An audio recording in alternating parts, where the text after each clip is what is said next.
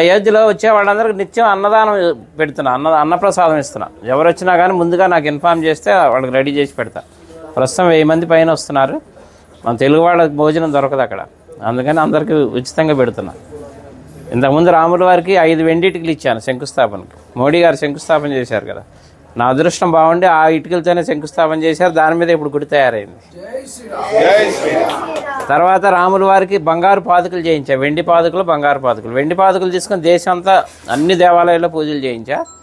బంగారు పాదుకలు తీసుకొని రాముల వారి రామేశ్వరం నుంచి అయోధ్య వరకు నడిచి వెళ్ళాను.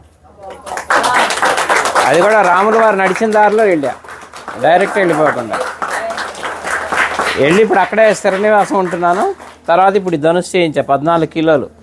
రాముల వారి వనవాసం 14 సంవత్సరాలు, అందుకని 14 కిలోలు చేసా. కిలో బంగారం 13 కిలోలు వెండి. ఇది రాముల వారికి కోదండరాముడికి వచ్చే చేతిలో ఉంటుంది, ఫస్ట్ ఫ్లోర్లో వచ్చే రాముల వారి చేతిలో. ఇప్పుడు నా మిస్సెస్ అక్కడే ఉంది అయోధ్యలోనే, నిత్యం అన్నప్రసాదం ఆమె చూసుకుంటుంది అక్కడ. వచ్చి చెన్నై అండి, జిఆర్టీ వాళ్ళు చేశారు. అలాగే నేను ఒక పెద్ద గుడి కడుతున్నా అయోధ్యలో. అంటే రాముల వారి గుడి ఉందిగా ఇంకెందుకు అనుకుంటారేమో. నేను పెట్టేది వంశవృక్షం. బ్రహ్మ దగ్గర నుంచి లవకుశుల తర్వాత కూడా 20 మంది ఉన్నారు, ఇంకా మొత్తం 64 మంది. తర్వాత సీతమ్మ వారి వంశం, చంద్రవంశం, సూర్యవంశం, చంద్రవంశం, మొత్తం 450 విగ్రహాలు వస్తాయి. అంటే రాముల వారి వంశంతో పాటు రాముల వారికి అనుబంధం ఉన్న ఎవరెవరు ప్రముఖ వ్యక్తులు, మహా ఋషులు ఉన్నారు కదా, సప్త ఋషులు, వాళ్ళకి ఎవరెవరు సాంగత్యం ఉందో అందరు విగ్రహాలు పెట్టిస్తున్నా. ఎందుకంటే మన ముందు తరాలు వాళ్ళకి తెలియాలి రాముల వారి వంశవృక్షం అంతా. అందుకని శాశ్వతంగా ఉండాలని పెద్ద స్థలం కూడా తీసుకున్నాం, ఒక 5 ఎకరాలు. అక్కడ పెడుతున్నాను. 5 సంవత్సరాల ప్రాజెక్ట్ అది, రెడీ చేస్తున్నా.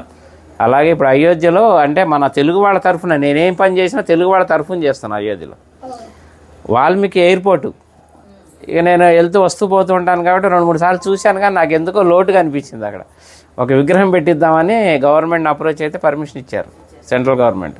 16 అడుగుల వాల్మీకి విగ్రహం పెడుతున్నాను. ఆ విగ్రహం కూడా రెడీ అయిపోతుంది ఇప్పుడు. అది కూడా ఎవరన్నా సహకరించినా కానీ తీసుకుంటున్నా. ఎందుకంటే భక్తి నాకు ఒక్కడికే కావాలని కాదు, పుణ్యం అందులో అందరినీ భాగస్వాములు చేయాలి, ఎందుకంటే దైవ కార్యం. అందుకని ఎవరన్నా చేస్తే వీళ్ళున్న వాళ్ళు చేయొచ్చు. అనుగ్రహం మొదలుపెట్టాను, వర్క్ జరుగుతుంది ఫాస్ట్గానే. అట్లా అన్ని కార్యక్రమాలు మీరు ఎవరు ఎప్పుడు వచ్చినా కానీ నాకు చక్కగా నాకు ఫోన్ చేస్తే ముందుగా అన్ని ఏర్పాట్లు చేస్తారు. రూములు కావాలన్నా అక్కడ 48 రూములు కూడా కట్టబోతున్నాను.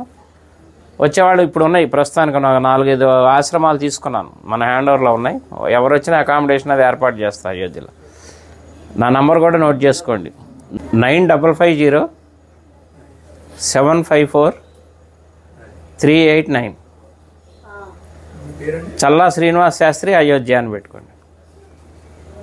ఇంకా నేను ఉండబోయేది అక్కడే, హైదరాబాదే మాది కానీ మణికొండ, కానీ ప్రస్తుతం ఇంకా షిఫ్ట్ అయిపోయినాం అక్కడే ఉండి వచ్చే భక్తులకి సహాయం చేద్దామని అక్కడే ఉంటున్నాయి. ఇంకా రామ భక్తులకు సేవ చేసుకునే భాగ్యం ఇప్పించాడు రాముల వారు నాకు. ఎందుకంటే నిన్నే బాలరాముడు ప్రతిష్ట నిన్నే 1 year.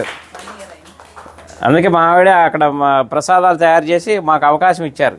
ఇప్పుడు 6 రోజులు మొత్తం లోపల ప్రసాదాలు పంచే అవకాశం కూడా ఇచ్చారు. నిన్న మొదలైంది కార్యక్రమం, అందరికీ వినియోగిస్తున్నాం. ఎవరు ఏ టైంలో చేసినా కానీ నేను అందుబాటులో ఉంటాను.